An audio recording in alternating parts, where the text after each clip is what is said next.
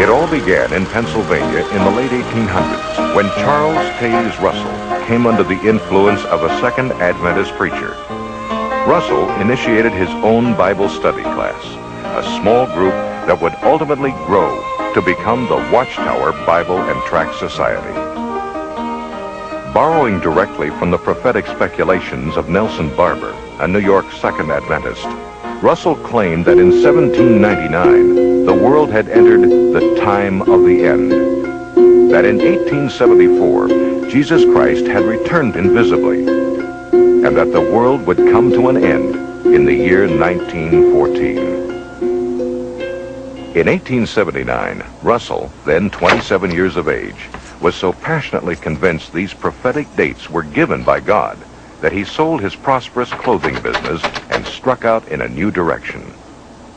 With very little education or theological background, he began printing the magazine Zion's Watchtower and Herald of Christ's Presence.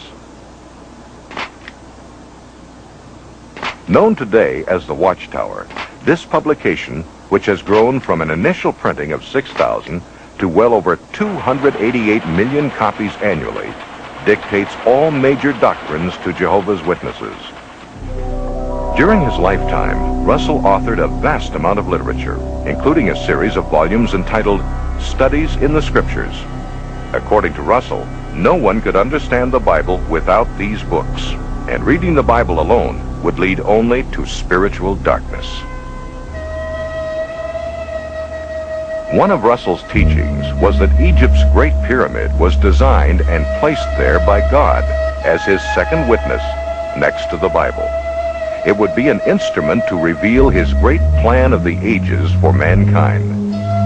This measurement indicates the length of the year, the weight of the earth, the distance to the sun, etc.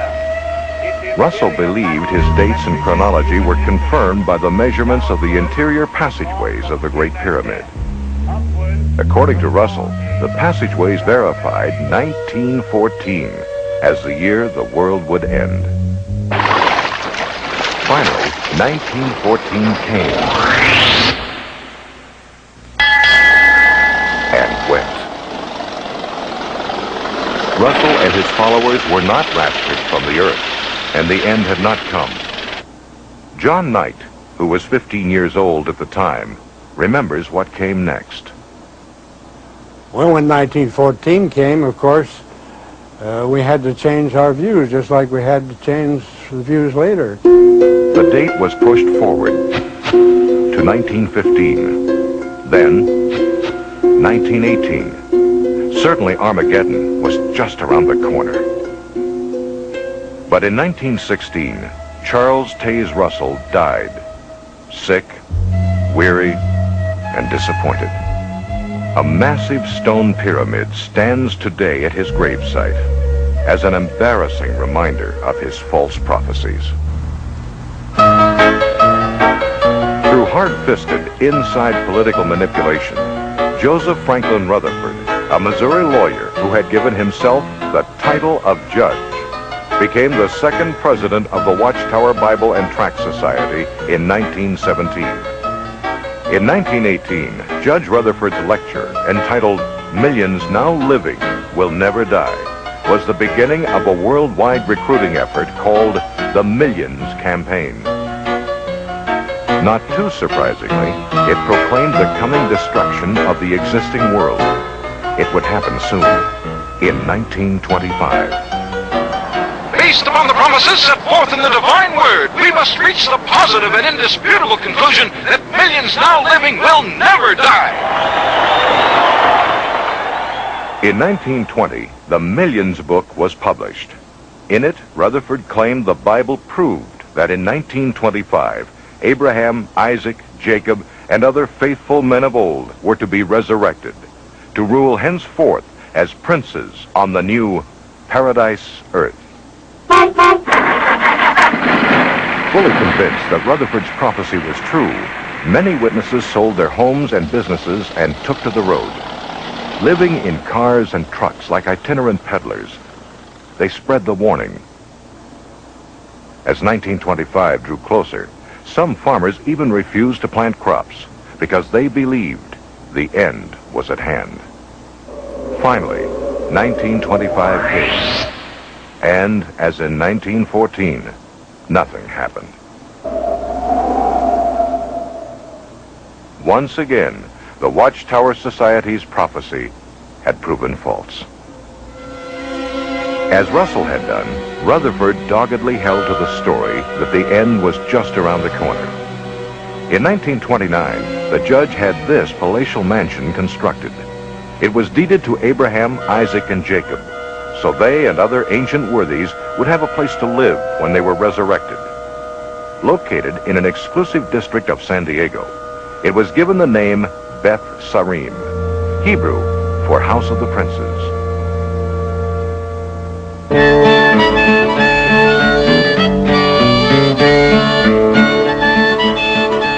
The world entered the Great Depression, but Rutherford lived like a millionaire, spending the winter months at Beth Sarim, summering in Europe. As Americans suffered through poverty and deprivation, Rutherford enjoyed the use of two 16-cylinder Cadillacs.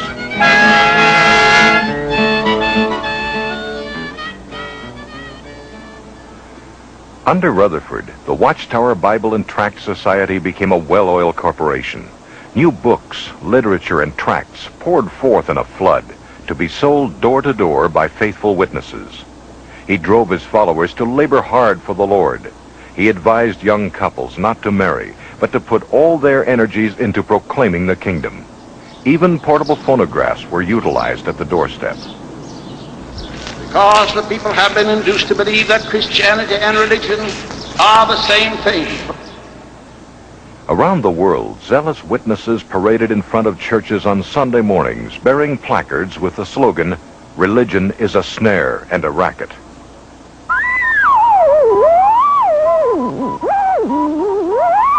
Keeping up with the times, the Society constructed its own radio station, and by 1933, there were 403 stations nationwide broadcasting Rutherford's abusive railings against the clergy, politicians, and what he referred to as the greedy commercialists. On the radio and in print, he continually stressed that the end of the world was just months away. The end finally came, but only for Rutherford. In 1942, he died at Beth Sarim, the house he had built as a luxurious testimony to God's name. In retrospect, perhaps the only testimony this lovely mansion ever gave was to the cash value of false prophecy. In 1948, the Society quietly sold the property, covering up an embarrassing chapter in its history. Today, most modern Jehovah's Witnesses are unaware that Beth Sarim ever existed. There is not one religious With Rutherford's organization on passing, earth the today. flamboyant era of charismatic personalities passed as well.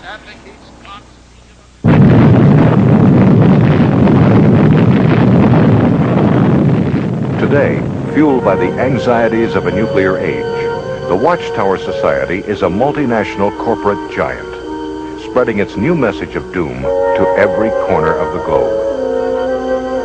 Standing between God and the millions of Jehovah's Witnesses is an autocratic ruling council called the governing body.